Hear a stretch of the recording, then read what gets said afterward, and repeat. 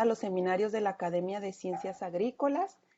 El día de hoy tenemos como ponente invitado al doctor Luis Hernández Adame. Él es investigador cátedra CONACYT, adscrito al programa de agricultura en zonas áridas.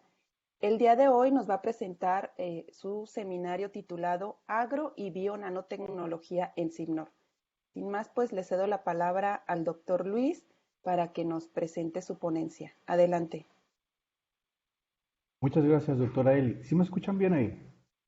Sí. Ok, de acuerdo. Bueno, buenos días, chicos. Buenos días a todos por haber asistido. Muchas gracias, primeramente, por haber asistido a este seminario, que más que un seminario es una plática que me gustaría ofrecerles a los estudiantes con relación a este tema que es muy novedoso y que estamos actualmente desarrollando el grupo de agro y bio nanotecnología dentro del CIBNOR. Como ya lo comentó la doctora Eli, mi nombre es Luis Hernández Adame, estoy adscrito al programa de agricultura en zonas áridas. eh, y bueno, miren, la plática que voy a darles es darles una perspectiva muy breve y muy general de lo que son los nanomateriales, ¿sí? ¿Por qué hay todo este auge tan interesante y toda la gente o mucha gente anda queriendo hacer nanomateriales? ¿Sí? Les voy a tratar de explicar por qué son tan novedosos y algunas aplicaciones que se tienen recientemente en el área de biotecnología, en particular en biomedicina y en el campo de agricultura, que es en donde nosotros estamos trabajando. Muy bien. Y pues bueno, voy a tomar algunas definiciones.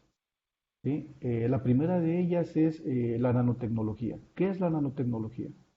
Es la ciencia dedicada al estudio de los fenómenos, las propiedades, la manipulación y aplicación de la materia a una escala nanométrica. En pocas palabras, es manipular los átomos y las moléculas para formar nanomateriales. ¿Sí? Eh, la nanociencia, por definición, es una ciencia multidisciplinaria, ¿sí? Abarca otras áreas del conocimiento como la física, la química, la biología y la ciencia de materiales, entre algunas otras ciencias, como recientemente se está incluyendo las ciencias sociales. ¿Por qué? Porque se está tratando de evaluar ahora la pertinencia de la nanotecnología en ciertas áreas, como es la biomedicina y ahorita la agricultura. Y pues bueno, es por tanto una ciencia interdisciplinar, eh, es una ciencia interdisciplinar y su objeto de estudio son principalmente los nanomateriales. Y pues bueno, ahorita hablamos de un término que es la escala nanométrica o la nanoescala. ¿Qué es la nanoescala? En este ámbito de la gente que nos dedicamos a los nanomateriales es muy común hablar de la nanoescala, ¿sí? Pues la nanoescala es una región de longitud que abarca desde 0,1 a 100 nanómetros. Eso es algo muy, muy pequeño, ¿sí? Ya que un nanómetro equivale a una milmillonésima parte de un metro. Para explicarles un poquito o darnos una idea más o menos de lo pequeño que es esto, usualmente yo utilizo estas láminas en donde del lado derecho tengo a una escala de un metro, ¿sí? Líneas a una escala de un metro y del lado izquierdo tengo líneas en una escala de los Armstrongs o los nanómetros. Pues bueno, del lado derecho, en la escala de los metros estamos relacionados con todas las cosas físicas, por ejemplo, nosotros o los humanos, que medimos aproximadamente entre metro y medio y 2 metros. Si nos vamos a dimensiones más pequeñas, por ejemplo, en el rango de los centímetros, pues nos encontramos a muchos insectos, por ejemplo, y a las moscas o a los ácaros. Si nos vamos todavía más pequeño al rango de los micrómetros, encontramos, por ejemplo, los glóbulos rojos o el grosor de un cabello, incluso todavía más pequeño a las bacterias. Pero cuando llegamos a la nanoescala, ¿sí? En la nanoescala ya podemos encontrar algunos materiales hechos por el hombre o conocidos como antropogénicos, ¿sí? En el que entran ya las nanopartículas. ¿Sí? Y las nanopartículas, para que sea considerado un nanomaterial, tiene que tener al menos una de sus dimensiones en la nanoescala, es decir, entre 0,1 y 100 nanómetros. Todavía si nos vamos más pequeño, a escalas más pequeñas, por ejemplo, podemos encontrar la estructura del ADN o todavía en el rango de los Armstrong, la estructura atómica. Pues bueno, así de pequeño es la nanoescala y a estos niveles es a los que estamos trabajando. Afortunadamente, hoy en día existen ya muchas metodologías que nos permiten manipular los átomos y las moléculas para formar nanoestructuras o nanomateriales con formas y tamaños muy definidos, que estos son aspectos muy importantes a esta escala. ¿Sí? Básicamente, entonces vamos a definir una nanopartícula como una partícula muy, muy, muy pequeña, ¿sí? Que al menos una de sus dimensiones está en la nanoescala. Generalmente se dividen en dos tipos, nanopartículas inorgánicas y las orgánicas.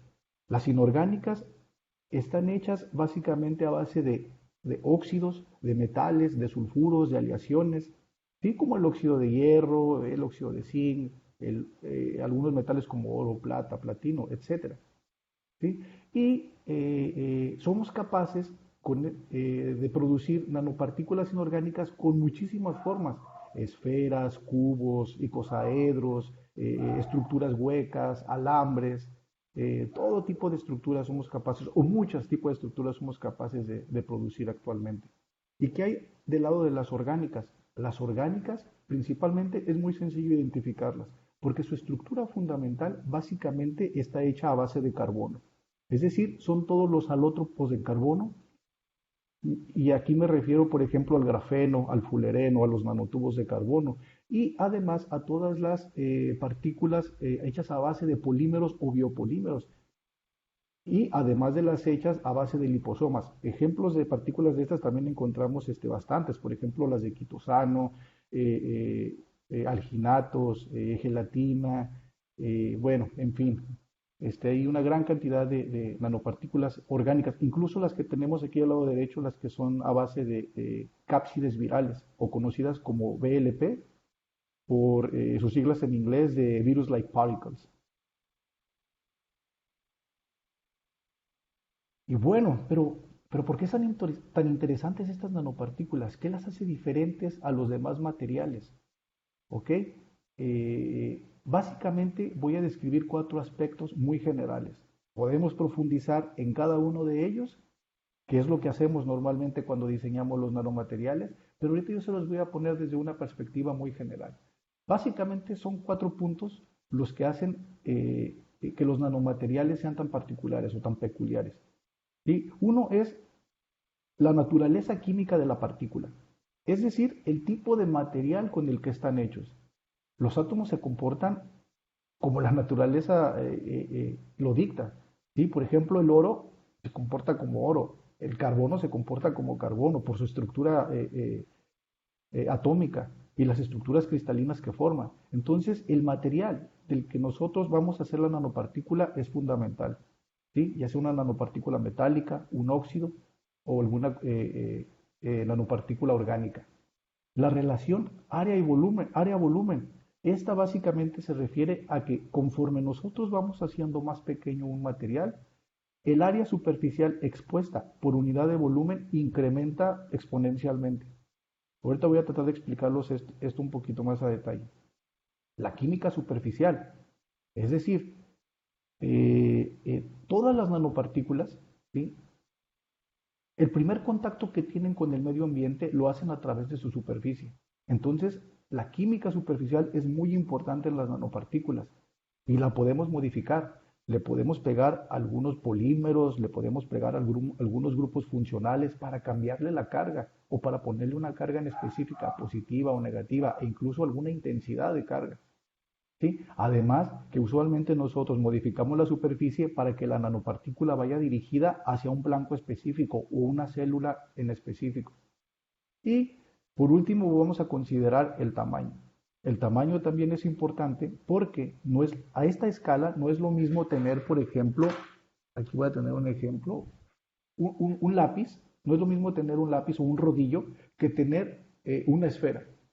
¿Sí? Las morfologías son muy diferentes a la hora de que interaccionan con las células, a la hora de que interaccionan con el medio, la forma también es un factor muy importante.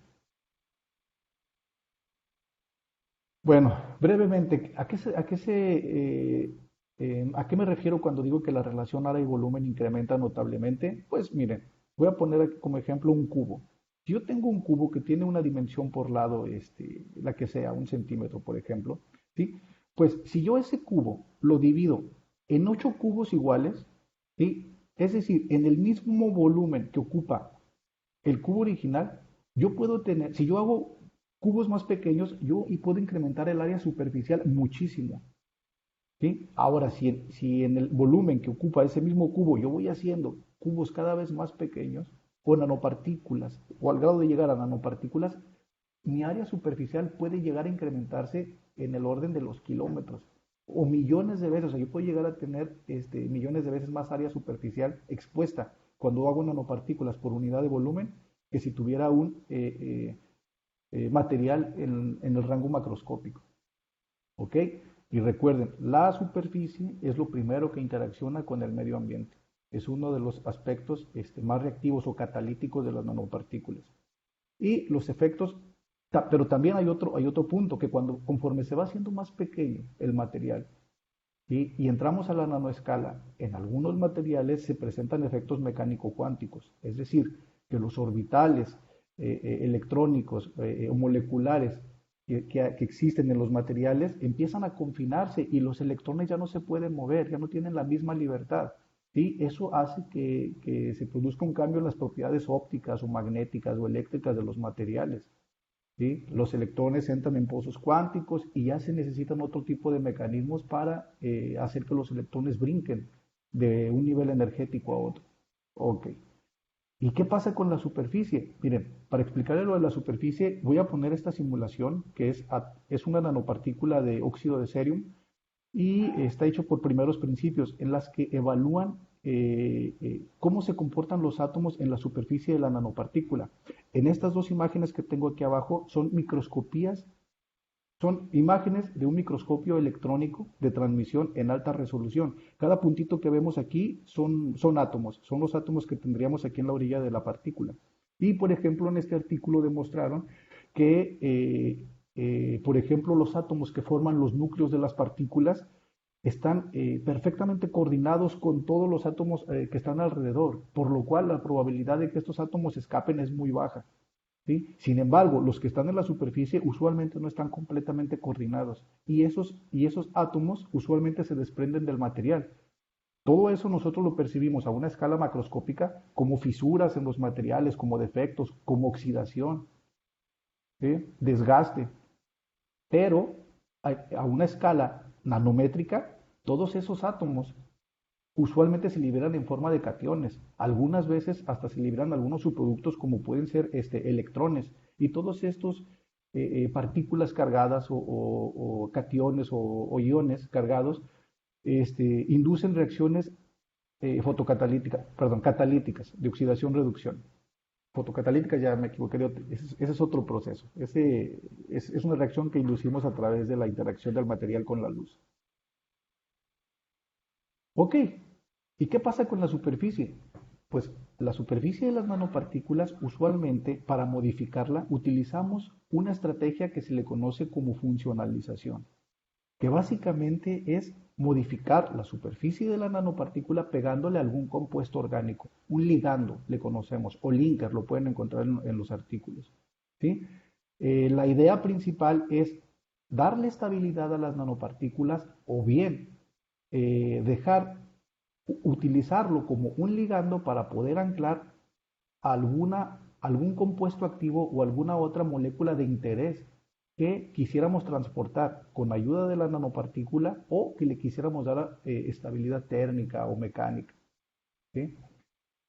De los ligandos tenemos una gran infinidad de compuestos, como por ejemplo aquí, pues lo que estamos viendo que son grupos tiol básicamente, y por un extremo para pegarlo a una nanopartícula y del otro extremo usualmente utilizamos grupos amina o amida para hacer reaccionar dependiendo de lo que le queramos pegar, si sea un péptido, alguna proteína o alguna otra nanopartícula.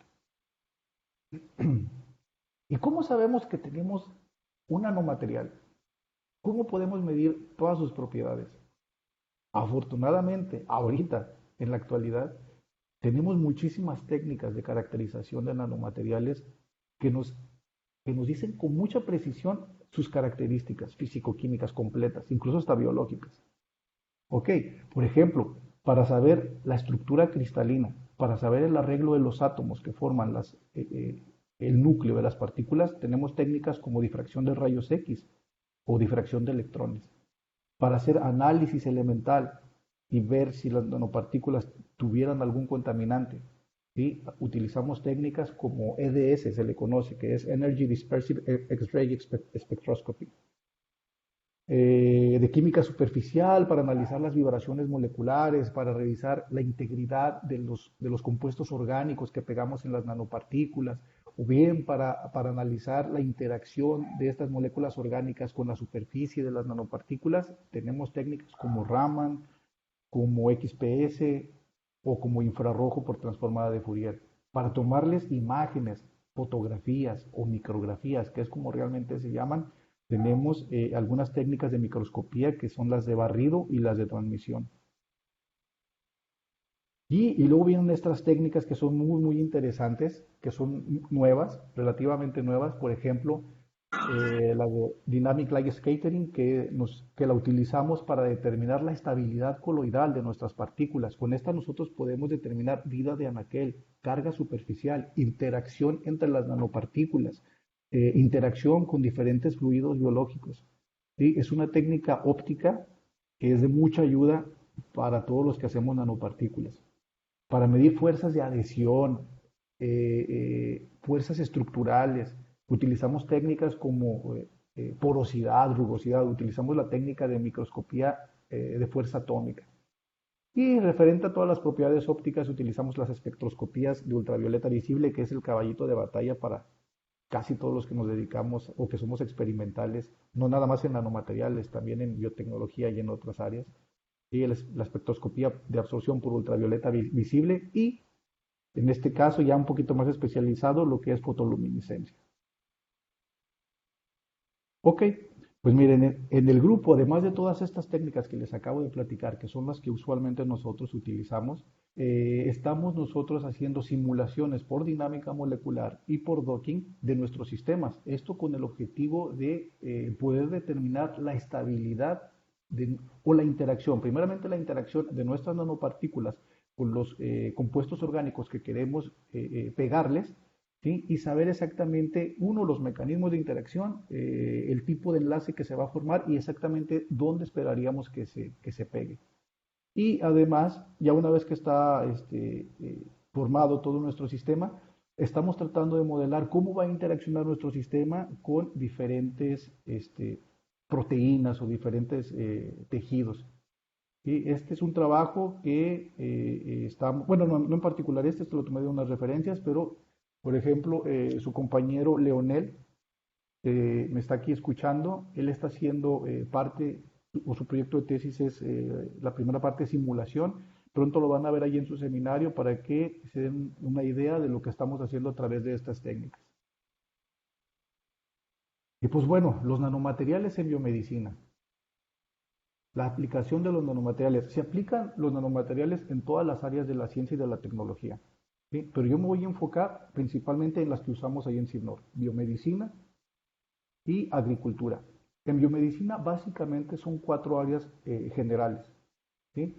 El desarrollo de nanovacunas, ¿sí? El desarrollo de vehículos de transporte y liberación de fármacos, ¿sí? Materiales con propiedades antimicrobianas, sistemas o nanopartículas con capacidad óptica utilizadas como agentes de contraste, ya sean técnicas de imagenología o en radioterapia, y el área de ingeniería de tejidos para regenerar órganos o regenerar huesos o regenerar algún tejido. ¿Sí? Pues de todas estas áreas nosotros estamos incursionando en lo que es nanovacunas y vehículos de transporte para liberar fármacos.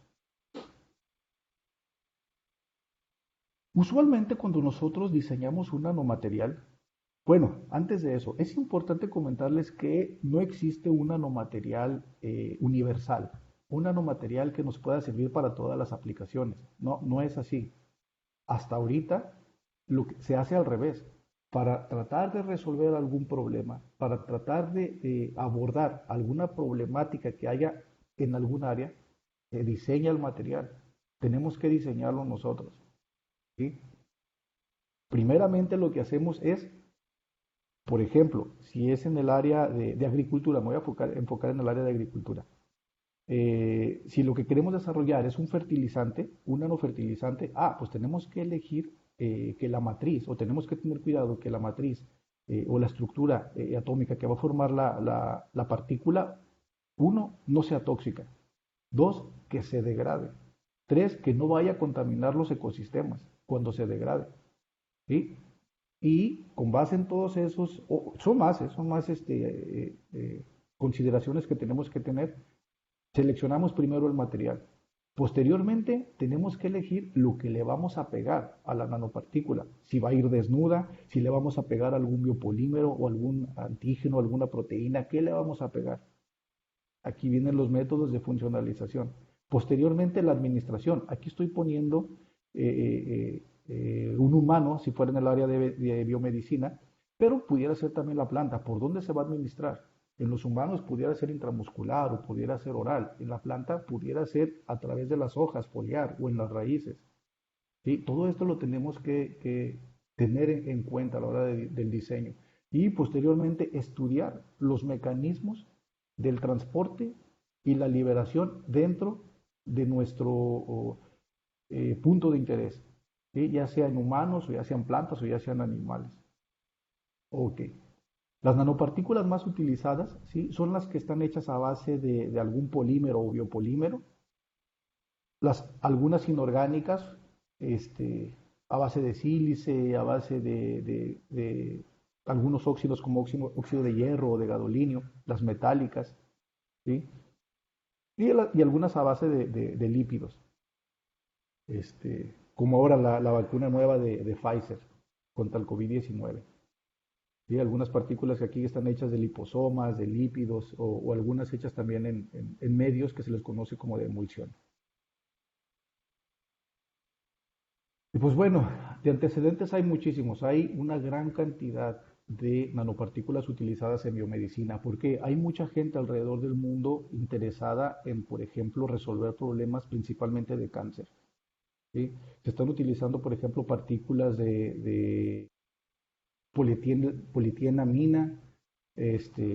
Bueno, aquí es una nanoestructura eh, anclada sobre una matriz de quitosano, nanopartículas de PLGA, este, nanopartículas de quitosano, bueno, muchísimas bases de nanopartículas, principalmente orgánicas. Aquí les estoy mostrando las orgánicas y en qué se están utilizando como liberadores de fármacos, este, eh, o aquellas que son específicas para cáncer, para algún tipo de cáncer, ya sea cáncer de pecho, en fin.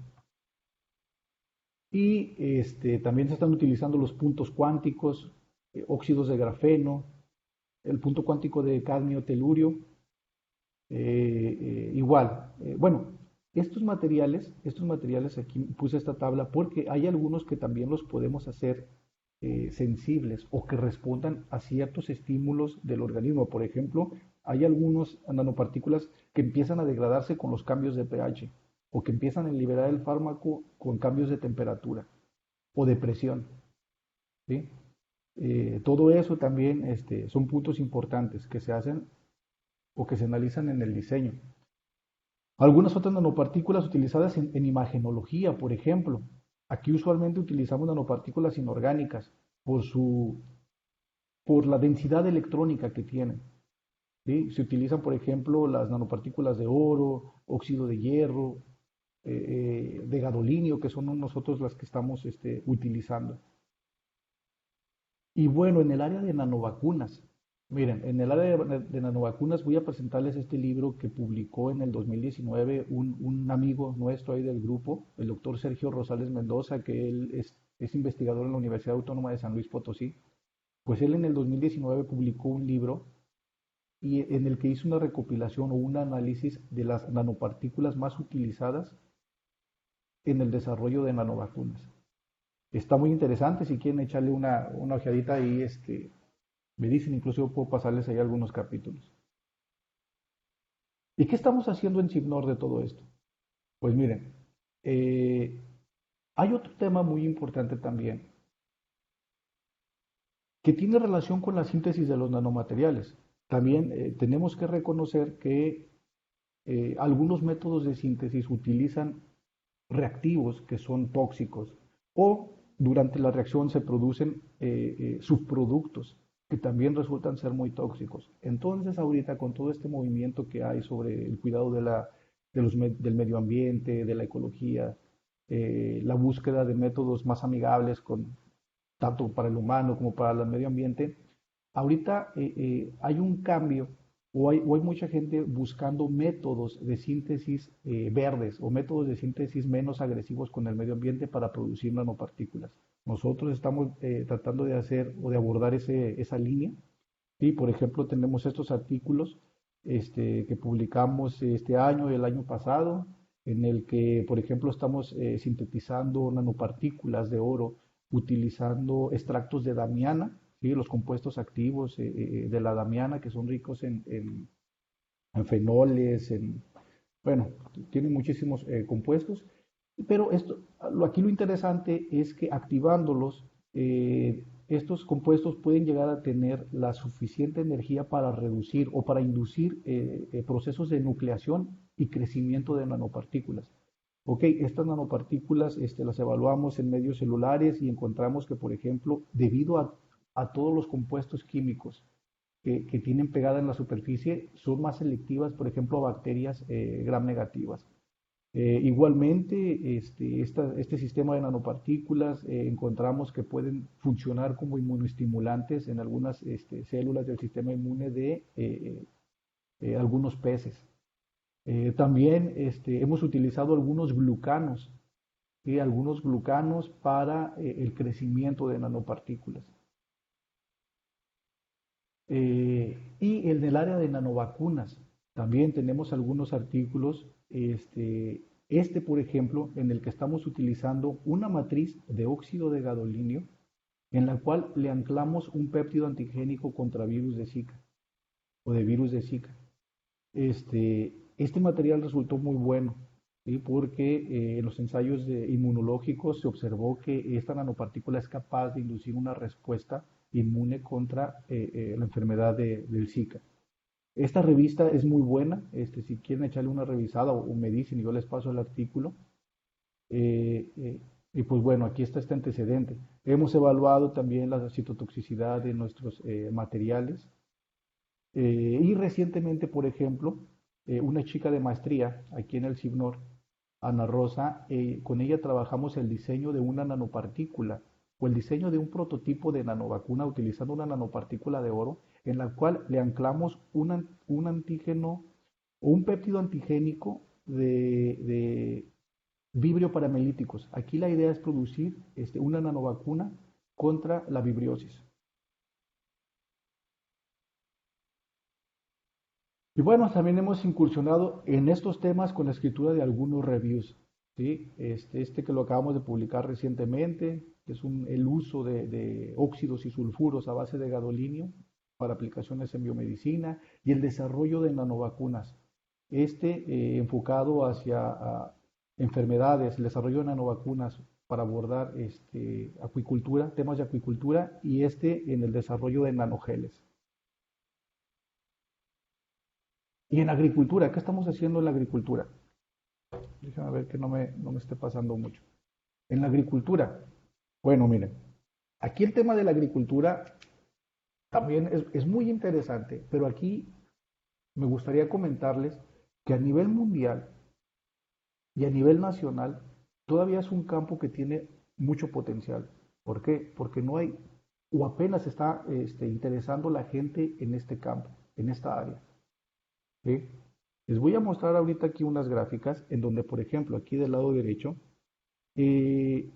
son el número de publicaciones anuales en revistas científicas relacionadas con la nanotecnología aplicadas a la agricultura y productos alimenticios. Fue hasta alrededor del 2005, más o menos, 2007, cuando empezó a haber un incremento en las publicaciones relacionadas a la agronanotecnología. ¿Sí? En CIBNOR nosotros estamos abordando este tema, básicamente para 4 líneas de investigación, que es el bioencapsulado de agroquímicos y microorganismos benéficos para cultivos de interés agrícola, el desarrollo de nanofertilizantes, el desarrollo de nanosensores para plagas y enfermedades y el desarrollo de sistemas nanoestructurados para el control de patógenos. Muy bien. Las tablas que les voy a presentar a continuación son de un libro, de un capítulo de un libro que tenemos ahorita en revisión y que estamos por publicar, en el que hicimos un análisis del uso y aplicación de la nanotecnología en México, en particular en las zonas áridas del norte de México. ¿Sí? Por ejemplo, aquí hemos encontrado en general que se han utilizado una gran cantidad de nanomateriales a base de óxidos, a base de biopolímeros, y a base de dendrímeros, puntos cuánticos, de fullerenos, básicamente para utilizarlos como bactericidas, fungicidas, fertilizantes y vehículos de transporte de agentes antimicrobianos o material genético. Básicamente estas son las aplicaciones que se le han dado a los nanomateriales que se han estado desarrollando. ¿Sí? Por ejemplo, en el área de nanosensores, que también se ha estado trabajando, se han utilizado matrices de óxido de titanio, de oro, de grafeno, un sistema de zinc quitosano que también nosotros estamos trabajando aquí en el CIBNOR, para la detección temprana, por ejemplo, de microorganismos patógenos, ¿sí? O sea, de virus, bacterias e incluso para la detección de herbicidas cuando sobrepasan ciertos niveles de concentración, ¿sí? O plaguicidas. Bueno, todo esto, con gusto podemos platicarlo si les interesan estos temas, que son parte de lo que estamos desarrollando aquí nosotros. Como nanofertilizantes, el uso de nanopartículas como nanofertilizantes, se ha utilizado el óxido de zinc, el sulfuro de hierro, el óxido de cobre, etcétera. ¿Sí? En esta tabla lo que les estoy mostrando es el tipo del cultivo en el que se ha utilizado el nanomaterial, que abarca bastantes, afortunadamente, tomate, albahaca, algunos frutos como mango, muchísimos cultivos, y se han observado o se han estudiado las concentraciones para determinar sus efectos, tanto positivos como potencialmente negativos. Y bueno, miren, esta tabla decidí ponerla porque creo que es importante. Miren, esta tabla representa las publicaciones relacionadas con la nanotecnología en la agricultura y la alimentación en zonas áridas del norte de México. Hasta hace 15 días, que fue cuando sometimos el capítulo a revisión, había 10 artículos en México relacionados con la agronanotecnología.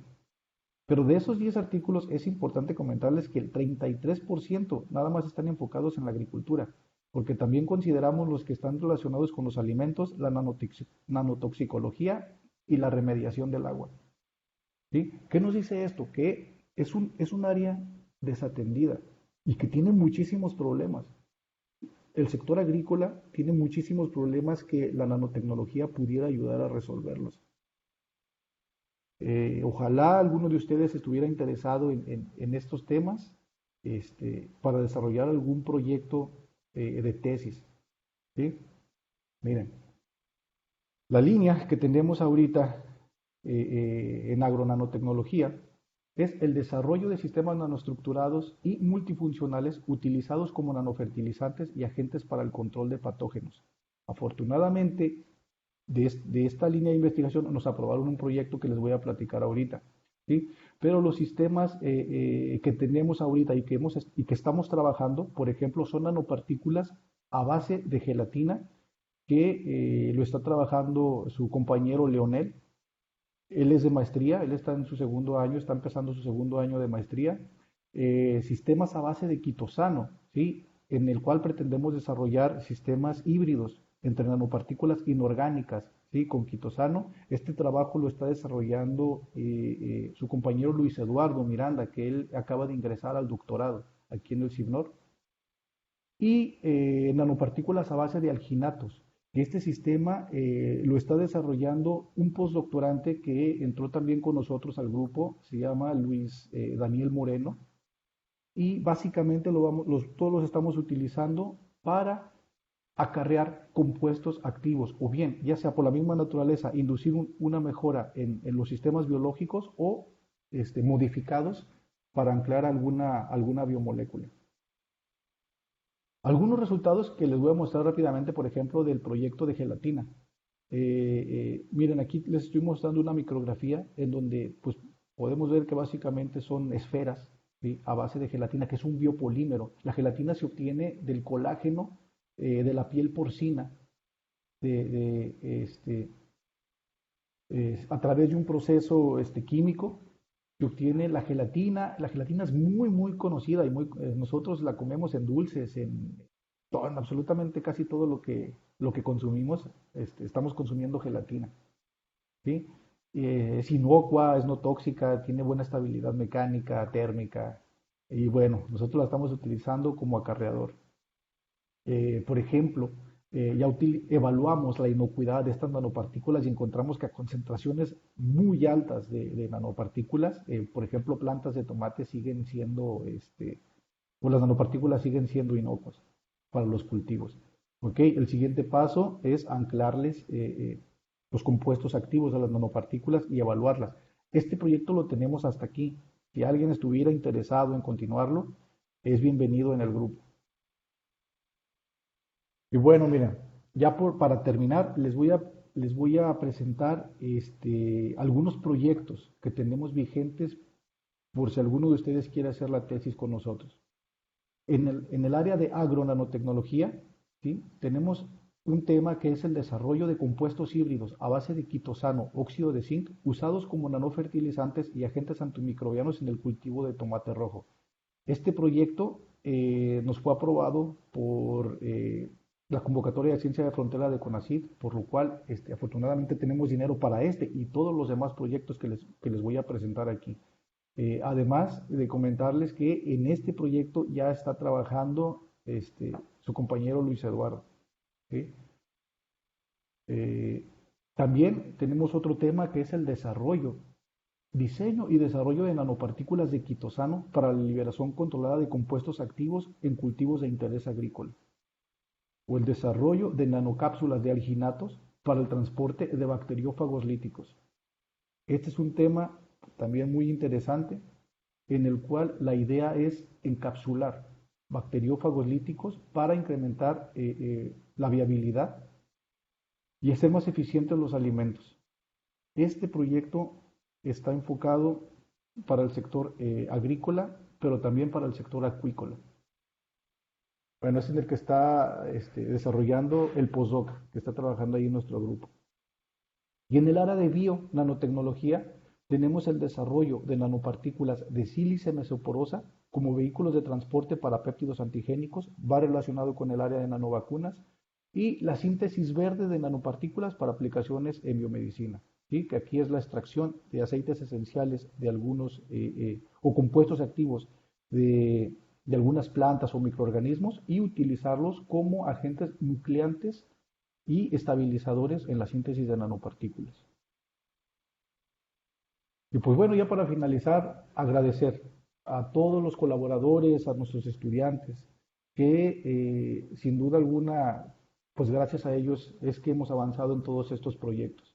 Del CIBNOR, la doctora Telma, al doctor Rogelio, que en paz descanse, al doctor Luis Montiel, al doctor Carlos, la doctora Marta, al doctora Eli, bueno, no me quisiera omitir alguno.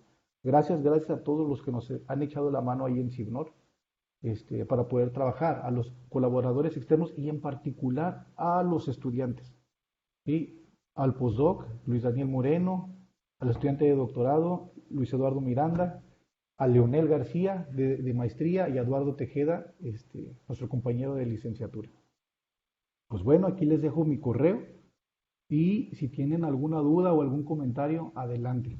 Estoy aquí para escucharlos y tratar de responderles todo lo que pueda. Gracias. Gracias, doctor Luis. Pasamos ahora a la sesión de preguntas por parte de los asistentes. Si alguien tiene alguna pregunta o comentario para el doctor Luis, lo pueden hacer directamente en el chat o abriendo su micrófono o levantando la mano a través de la aplicación. ¿Alguien tiene alguna pregunta, algún comentario? Oye, Eli, fíjate que no puedo leer las preguntas. Si las escriben en el chat, para que porfa ahí me ayudes a leerlas, ¿va? Sí, yo te las paso. Sí, gracias. Estamos esperando. De nada.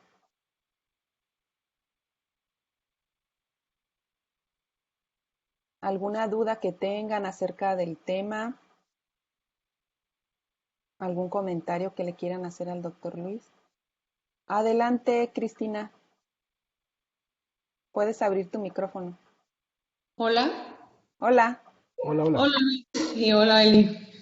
Interesante y complejo para las personas que estamos en el área de acuicultura, pero me llamó mucho la atención, bueno, entre varias cosas que están interesantes, Luis, esto de los sensores o biosensores para detección de enfermedades, ¿en qué consiste? ¿En hacer como un aparato para detectar enfermedades o fertilizantes? ¿Me podrías explicar un poquito más? Mira, en el área de sensores, lo que pretendemos hacer son dispositivos sencillos, que no requieran equipos muy costosos para poder, por ejemplo, detectar microorganismos o enfermedades, si es, por ejemplo, en agricultura, enfermedades en las plantas. Lo que nosotros aquí estamos proponiendo es el desarrollo de nanoestructuras a base de silicio poroso. Mira, el silicio poroso es un material fotónico. Por sí solo es un material que cuando tú lo ves tiene un color característico dependiendo de... Tú le puedes dar el color, o sea, tú ves como un espejo y puede ser rojo o azul o amarillo. Pero este material en su estructura es porosa. En esos poros nosotros lo que hacemos o lo que pretendemos hacer es eh, anclarle un linker o anclarle una molécula que sea específica de lo que, del patógeno o de la enfermedad que nosotros queremos detectar. ¿Sí? Una vez que se ancla o una vez que se detecta esta enfermedad, el índice de refracción dentro de los poros cambia, porque los poros ya no están vacíos, sino que empiezan a ser ocupados por este tipo de microorganismos o moléculas. Y físicamente tú eso lo percibes en el sensor como un cambio de color. Eso es de manera cualitativa. Tú puedes ver por un cambio de color en estos cristales si está presente lo que tú andas buscando o lo que tú quieres detectar. Y si te acercas a un espectrofotómetro de absorción de ultravioleta visible, puedes determinar la concentración. Ok, interesante. Muchas gracias, Ujú. Luis. Muy Sí, sí, interesante sí. la presentación. Sí, gracias. Con gusto, si están interesados en algún tema en específico, podemos platicar, incluso hasta para desarrollar un trabajo, una tesis. No quiero aquí. Gracias. Sí, gracias. Gracias. Voy a leer en el chat. Dice Arminda Mejía, buen día. ¿El grafeno como nanopartículas, qué propiedades tiene? ¿En qué se puede aplicar? Uy, miren, el grafeno es de los materiales que en los años 90, después de los 90, tuvo mucho auge. Incluso hay institutos que se construyeron con relación al grafeno. Miren, el grafeno es una lámina, para empezar, imagínense que es como una hoja. Es una lámina de átomos de carbono. Son puros átomos. Además, aquí atrás como fondo de pantalla tengo un grafeno. Algo que pudiera asemejar un grafeno. Es una lámina de átomos de carbono. Pues esa lámina, por ejemplo, la resistividad o la resistencia que ofrece esta lámina al paso de los electrones es casi nula. Son muy buenos conductores, resistentes al calor, una resistencia mecánica también tremenda. Eh, Yo he visto, por ejemplo, en el área y además, que como son átomos de carbono, se pueden funcionalizar y se les puede anclar un montón de moléculas. Yo, por ejemplo, en el área biomédica he visto que los están utilizando como acarreadores eh, eh, para fármacos, como acarreadores y para liberar también fármacos. Sus propiedades ópticas son muy, muy, muy buenas también. Se están utilizando como puntos cuánticos. Este, en el área de agricultura también he visto algunos trabajos en donde los están utilizando para acarrear agroquímicos. Bueno, tiene muchas, muchas aplicaciones el grafeno. Ok, gracias. En el chat también Gabriel Carrera tiene un comentario, dice, muy interesante los temas presentados, gracias por la presentación. Nada de Y nada. bueno, el doctor Humberto tiene una pregunta, si quiere abrir su micrófono, por favor, doctor. Buenos días, hola, Luis. Buenos días. Felicidades por tu Buenos días, doctor. presentación. Gracias, gracias. Está muy, muy, muy interesante, muy crítico, muy útil para todos, incluso para mí también. Sí, tengo una preguntita. Mira, nosotros hemos trabajado mucho con las nanopartículas de plata en su actividad antiviral, pero vi que tú tienes un mayor conocimiento en el área de que la generalidad de las nanopartículas, principalmente de oro y de plata y algunas otras de otros metales, tienen actividad antimicrobiana, antimifúngica, etcétera, ¿sí? El principio activo por el que están funcionando estas nanopartículas para, no sé, desestabilizar un virus. Yo tengo una idea, pero no tengo muy claro cómo es. ¿Nos podrías ampliar un poquito tu concepción sobre cómo desactivan al virus o cómo desactivan una bacteria? Ok. Eh, Mira, aquí, gracias por las felicitaciones, doctor. Me da mucho gusto saludarlo. Mire, aquí, primeramente, hay que saber que no todas las partículas actúan de la misma manera. Va a depender de la naturaleza. Por ejemplo, nanopartículas que se sabe que tienen una alta capacidad antimicrobiana, como el óxido de zinc, eh, hasta ahorita el mecanismo más aceptado es porque el óxido de zinc empieza a degradarse y empieza a liberar cationes de zinc, dos más, y esos cationes son los que comienzan eh, reacciones catalíticas o de oxidación-reducción en la membrana celular de algunos microorganismos y empiezan ahí ya todos los procesos de lisis celular y ya varios mecanismos ya enfocados más que nada ya en procesos biológicos, que sinceramente yo hasta ahí si me meto a ese tema, voy a empezar a patinar porque no es mi tema. Yo hago los nanomateriales y los diseño para la parte biológica. Por eso las colaboraciones que tenemos. Pero es el mecanismo más aceptado. Hay otro tipo de nanopartículas, por ejemplo las metálicas, las de oro o las de plata. Aquí puede haber dos mecanismos. Uno, que, por ejemplo, en la plata se sabe que sí liberan iones de plata, también liberan cationes, y el mecanismo puede ser muy similar por la liberación del catión, que empiece reacciones catalíticas. Pero también las nanopartículas metálicas, bueno, y también tendríamos que ver también si tiene algo pegado en la superficie de la nanopartícula que le confiera esta capacidad antimicrobiana. Si tienen algún químico ahí pegado. Pero si no, las nanopartículas metálicas tienen otra propiedad que es el plasmón de resonancia superficial.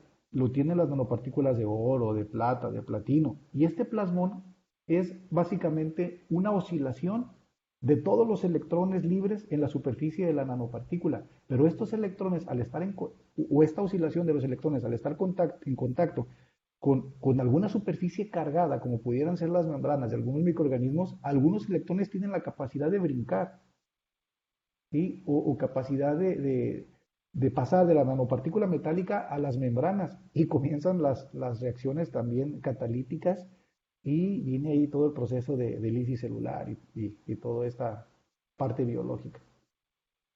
Tendríamos que ver, Muchísimas gracias. Sí, sí, en particular el perdón. material y ver cómo está químicamente su superficie para poder más o menos predecir el mecanismo o intuir el mecanismo.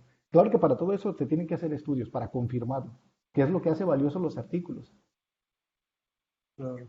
Muchas gracias, está muy interesante. Sí, por ahí lo he leído un poquito, pero no a tal profundidad y ahorita me ampliaste más el conocimiento. Muy amable, Gracias, gracias, doctor. Elvis.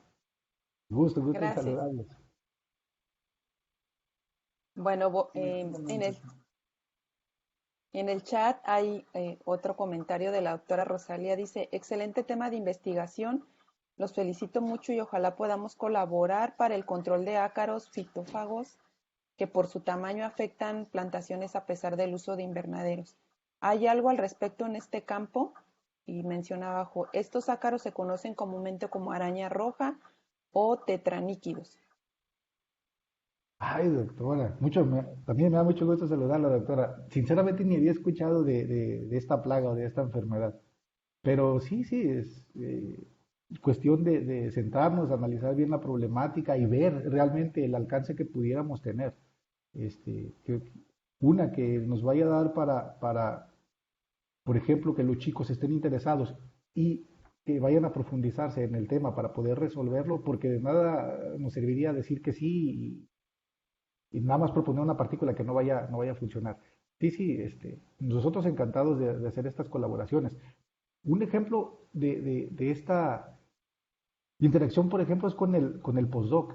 Él tiene mucha experiencia junto con otros cátedras, por ejemplo, el doctor Quirós, que trabajan con fagos, con bacteriófagos, perdón, con bacteriófagos. Y tienen una colección de bacteriófagos bien interesantes contra un montón de bacterias. Pero tienen algunos problemas aquí sus bacteriófagos, la viabilidad principalmente. Entonces, la idea de encapsularlos, este, pues esperamos que nos ayude mucho para todas estas aplicaciones, porque le digo, no únicamente van para agricultura, sino también para acuicultura. Adelante, doctora, sí, cuando guste, nos podemos sentar a platicar. Ok.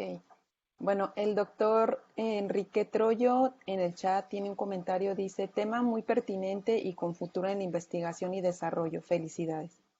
Gracias, gracias. Eli, ¿puedo hacer un comentario? Sí, adelante, doctora. Luis, muchas gracias. Mira, lo que pasa es que ahora que tenemos este proyecto aprobado de agroalimentación, necesitamos encontrar alternativas de manejo de plagas porque la única plaga que no hemos podido controlar porque son estos ácaros. Esos ácaros miden entre 250 los machos y 500 micras las hembras. Entonces, logran atravesar las mallas antiáfidos y es un problema internacional de diferente. Es increíble la cantidad de problemáticas que se generan a través de estos tetraníquidos, de estos ácaros, conocidos como comentaba. Y nosotros tenemos que programar nuestras plantaciones con base incluso con este problema, porque cuando se incrementa la temperatura ambiental de los sistemas productivos, estos bichitos llegan y se meten y acaban con una plantación en una semana, por decirte algo. Es rapidísimo, se reproduce muchísimo. Y lo que se utiliza normalmente para su manejo es azufre. Entonces, pues sí nos gustaría poder platicar contigo más en corto, ya voy a terminar, porque bueno, el tiempo es corto, pero sí, en algún momento pudiéramos platicar y ver de qué forma podríamos programar o algo, a ver quién está interesado, pero se trata de que cuando aparezca la plaga tengamos la solución, porque no es programable, ni la tenemos cultivada, ni nada por el estilo, ¿sí? Ujú, Entonces, ujú. bueno, muchas gracias, excelente trabajo. Gracias, gracias, doctora. Claro que sí. Ahí estamos al pendiente. Gracias, doctora Rosalía. Noemi Boca Negra dice, muy interesante, muchas gracias. No sé si alguien más tenga algún comentario para el doctor Luis.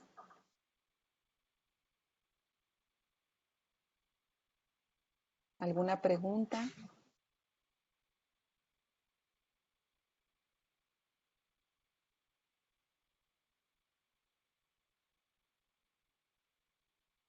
Nada, chicos, no se asusten si ven ahí, si piensan que va a ser mucha química y muchas cosas complicadas. No, no, no. Miren, lo que tratamos de hacer en el grupo es ayudarles, ¿sí? Y para hacer todo esto más rápido, ¿verdad? Agilizar los proyectos. Afortunadamente, los equipos, por ejemplo, que no tenemos aquí en el CIRNOR, tenemos muy buenos colaboradores. Por ejemplo, ahorita tenemos a Luis Eduardo. Hay un muy buen amigo mío en la Universidad de Texas y él probablemente va a ir a hacer una estancia allá para utilizar algunos equipos que no tenemos en CIRNOR. A lo que voy es que no le tengan miedo si ven que parezca algo muy complicado. Hay mucha gente involucrada aquí que tiene mucha experiencia y que afortunadamente es muy buena gente, son muy humanos y nos metemos todos para sacar los proyectos. ¿Ok? Bueno, gracias. Bueno, parece que ya nadie tiene más preguntas. Entonces, pues les agradezco nuevamente a todos su asistencia, al doctor Luis por su ponencia el día de hoy. Muchas gracias. Te voy a hacer llegar por correo tu constancia junto con la liga donde podrás encontrar la grabación de este seminario. Muchas gracias a todos por su asistencia y los esperamos el próximo miércoles en otro seminario más de la Academia de Ciencias Agrícolas. Gracias. Gracias.